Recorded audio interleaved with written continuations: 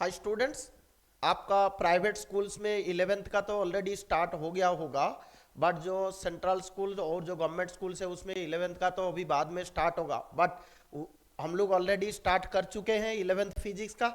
तो उसमें last class में हमने सिग्निफिकेंट फिगर्स और जो राउंडिंग ऑफ उसके बारे में हमने पढ़ लिए थे। तो आज हम पढ़ेंगे डायमेंशंस के बारे में, ठीक है।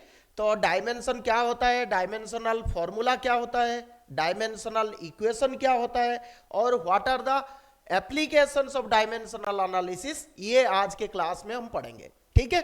तो आप लोग देखो, नॉर्मली डायमेंशन क्या होता है ना। डायमेंशन हमारा होता है जो एसआई सिस्टम में हमने 7 फंडामेंटल क्वांटिटीज हमने पढ़ा हुआ है, वो 7 फंडामेंटल क्वांटिटीज में आपका क्या क्या सिंबल हम यूज करते हैं, ठीक है। तो उस सिंबल एक स्टैंडर्ड सिंबल होता है जो डायमेंशनल एनालिसिस के लिए हमें यूज करते हैं, ठीक है। तो वो 7 फंडामेंटल क्वांटिटीज आपका क्या क्या है। तो पहले देखो, हमने मास के लिए पढ़ा था, फिर हमने लेंथ पढ़ा था, टेम्परेचर पढ़ा था, ठीक है। मास, लेंथ, टेम्परेचर, ठीक है। उसके बाद हमने क्या पढ़ा था, अमाउंट ऑफ सब्सटेंस पढ़ा था, अमाउंट ऑफ सब्सटेंस, ठीक है। और क्या पढ़ा था हमने, नेक्स्ट क्या था, टोटल 7 फंडामेंटल क्वांटिटीज आप लोग पढ़े हो। इसमें क्या था, एक लुमिनस इंटेंसिटी था, ठीक है, लुमिनस इंटेंसिटी, ठीक है। और क्या था, इलेक्ट्रिक करंट एक था, ठीक है, इलेक्ट्रिक करंट, ठीक है। और क्या था आपका, टाइम था, ठीक है, मास, लेंथ, टाइम, ठीक है। तो टाइम को हम इधर लिख लेते हैं स्टार्टिंग से ही, ठीक है। So this was your time. तो अभी देखो, ये सबके लिए जो 7 फंडामेंटल क्वांटिटीज है आपका एसआई सिस्टम में, उनके लिए हम सिंबल यूज करते हैं इन डायमेंशनल एनालिसिस। तो वो सिंबल क्या होता है, देखो, टाइम के लिए हम कैपिटल टी यूज करते हैं। क्या यूज करते हैं, कैपिटल टी। मास के लिए कैपिटल एम, लेंथ के लिए कैपिटल एल, टेम्परेचर के लिए के, अमाउंट ऑफ सब्सटेंस के लिए मोल, ठीक है। और लुमिनस इंटेंसिटी के लिए सिर्फ सी डी, और इलेक्ट्रिक एम्पियर के लिए हम क्या यूज करते हैं, capital A. So these are the standard symbols which we use to represent a physical quantity in dimensional formula. So now what is your dimensional formula. Dimensional formula का मतलब होता है कि कोई भी फिजिकल क्वांटिटी है, उसका जो बेस क्वांटिटी है, उसका जो फंडामेंटल क्वांटिटी है, उनको स्टैंडर्ड फॉर्म में रिप्रेजेंट करना इनसाइड ए स्क्वायर ब्रैकेट, ठीक है। फॉर एग्जांपल मैं आपको बताऊं, अभी हम कुछ डायमेंशनल फॉर्मूला लिखेंगे, ठीक है। क्या लिखेंगे, डायमेंशनल फॉर्मूला। तो जैसे कोई भी, मैं अगर आपको बताऊं, सपोज हम बात करते हैं डेंसिटी का। क्या है, डेंसिटी। तो डेंसिटी आपका क्या होता है, मास बाय वॉल्यूम होता है, मास बाय वॉल्यूम होता है। तो मुझे अगर कोई पूछा कि what is the dimensional formula of density, तो मैं इसको बता सकता हूं कि मास के बदले में कैपिटल एम लिखूंगा और वॉल्यूम के बदले लेंथ, ब्रेड्थ एंड हाइट, तो दैट इज एल क्यू हो जाएगा। तो इसको मैं m to the power 1 l to the power -3 square bracket के अंदर लिखूंगा। So this is known as your dimensional formula of density. तो आई थिंक आपको समझ में आ गया कि डायमेंशनल फॉर्मूला का मतलब होता है कि to represent any physical quantity in the terms of their base quantity raised to some power, right, some power. तो जैसे एम एल टी के ए जो हमने पढ़ा, तो उस फॉर्मूला में जो भी आएगा तो will go for some other examples also, और आप लोग प्रैक्टिस कर लेना। आपका जो एनसीईआरटी टेक्स्ट बुक है उसके लास्ट में बहुत सारे डायमेंशनल फॉर्मूला दिया हुआ है। तो जैसे जैसे हम फिजिक्स में कॉन्सेप्ट्स पढ़ते जाएंगे, टॉपिक्स पढ़ते जाएंगे, तो डिफरेंट फिजिकल क्वांटिटीज का डायमेंशन आपको पता होना चाहिए। कोई भी कॉम्पिटिटिव एग्जाम है, डायमेंशनल एनालिसिस के ऊपर आपको 3 to 4 क्वेश्चंस मिलेंगे, ठीक है। तो ये आप देख लो। तो नेक्स्ट, डेंसिटी के बदले सपोज मैं आपको बोलता हूं फोर्स। क्या बोलता हूं मैं आपको, suppose force.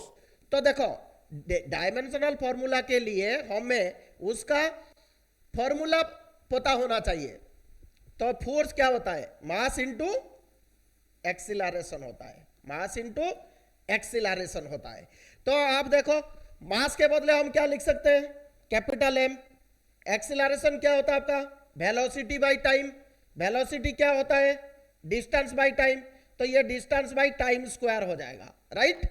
So this is your dimensional formula. तो ये हो जाएगा m1 L1 T minus 2। So this is the dimensional formula of your the physical quantity force. Similarly हम रैंडमली कुछ दूसरे के बारे में बात कर लेते हैं।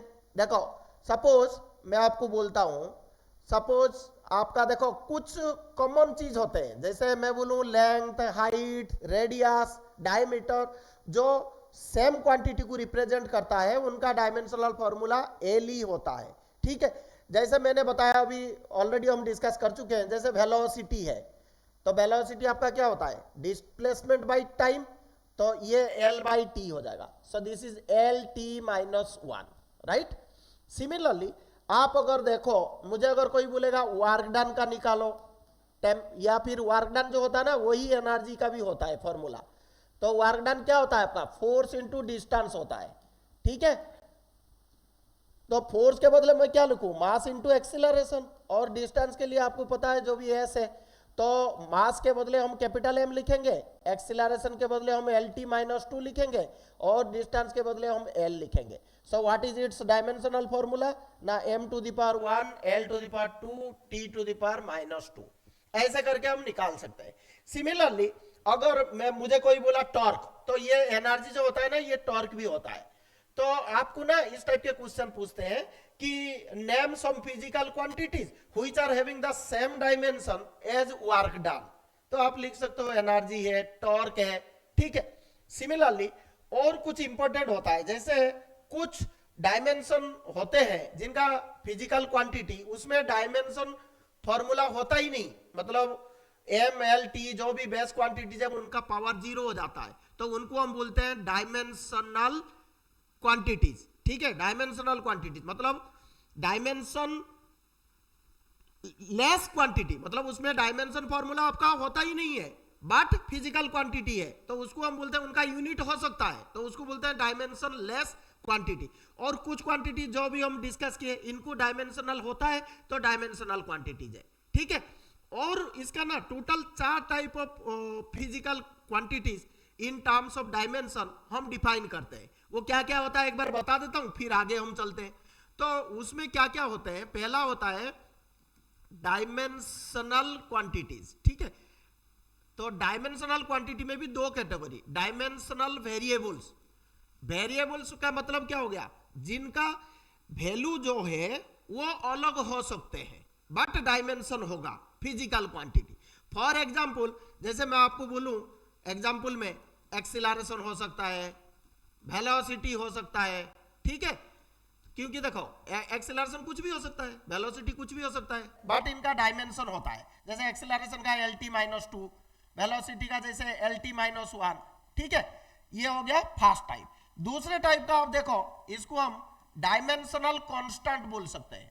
क्या बोल सकते हैं, डायमेंशनल कांस्टेंट्स।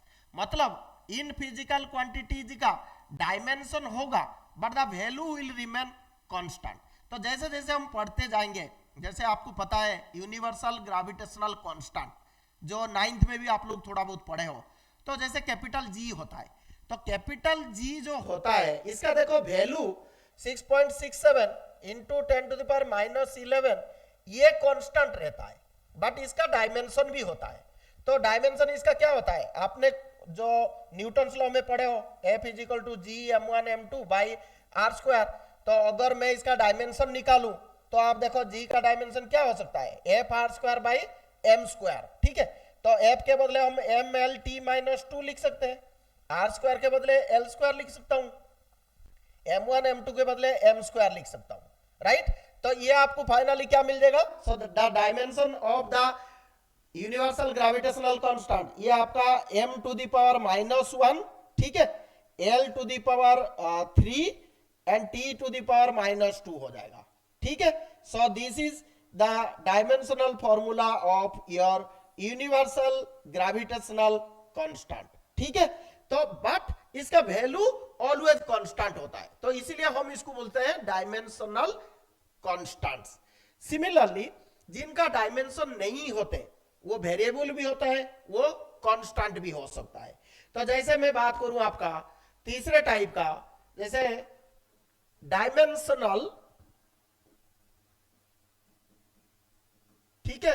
तो ये अभी क्या होगा, इनका डायमेंशन नहीं होंगे, डायमेंशन लेस कांस्टेंट्स, मतलब इनका वैल्यू कांस्टेंट होगा और डायमेंशन भी नहीं होगा, तो उनको हम बोलेंगे डायमेंशन लेस कांस्टेंट्स। इनका एग्जांपल क्या हो सकता है, आप लोग पढ़े हो, देखो पाई या एक्सपोनेंशियल ई। पाई का वैल्यू आपको पता है 22/7 होता है, ठीक है, और इसको हम 3.14 लेते हैं, तो इनको बोलते हैं डायमेंशन लेस कांस्टेंट्स, ठीक है। सिमिलरली जो चौथा कैटेगरी होता है वो होता है dimension less variables, dimension less variables. तो डायमेंशन लेस वेरिएबल्स में आपको क्या क्या आ सकता है, देखो जैसे एक्सीलरेशन ड्यू टू ग्रेविटी जो होता है वो आपका एक्सीलरेशन होता है, इसका वैल्यू भी होता है, तो उसको हमने डायमेंशनल वेरिएबल बता दिया। सिमिलरली अगर मैं स्ट्रेन की बात करूं, STRAIN स्ट्रेन, स्ट्रेन क्या होता है, change in the configuration by the original configuration, ठीक है।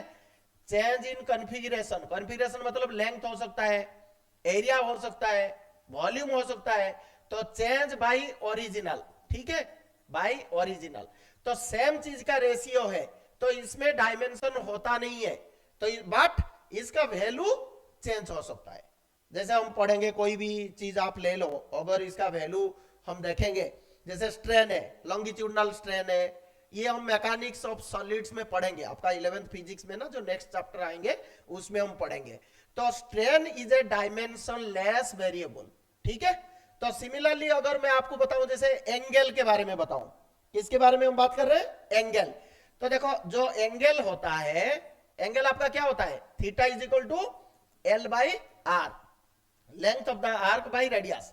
तो ये देखो ये भी L, तो ये डायमेंशन लेस हो जाता है, बट इसका value 0 degree, 60 degree, 45 degree, 90 degree, pi मतलब 180 डिग्री, तो ऐसे कुछ भी हो सकता है, तो इसको हम बोलते हैं डायमेंशन लेस वेरिएबल्स।